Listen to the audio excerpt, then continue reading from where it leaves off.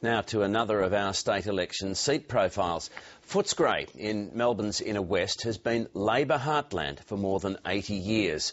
But times and its demographic makeup are changing. And as Nick Parkin reports, the once safe seat could soon become a marginal battleground.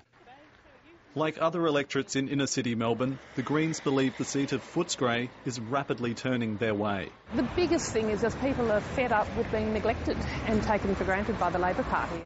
The seat takes in the suburbs of Footscray, Maribyrnong, Braybrook and parts of Sunshine.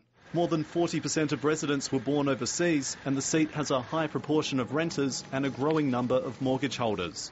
The sitting member is Marsha Thompson. I've been the member for Footscray for 4 years, and there's no way in this 4 years that this seat's been neglected. Ms Thompson points to educational spending and the new regional rail link as examples of how the government is investing in the area. She's also enlisted the help of a high-profile Western suburbs figure.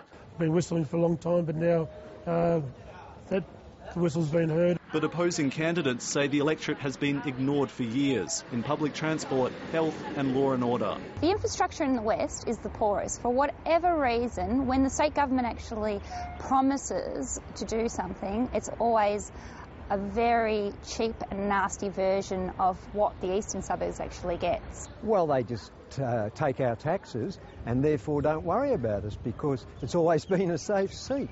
At least on paper, Footscray is an extremely safe Labor seat. However, if Labor's primary vote were to fall below 50%, then preferences would come into play, and that's when things could get very interesting. It really does make it potentially winnable, or at the very least will turn this seat into a Labor-Green marginal. It's not for me to predict election outcomes and what's going to happen. It's my job to work for the people here in Footscray, and that's what I'm going to do. And it's those people who will have the final say. Nick Parkin, ABC News, Melbourne.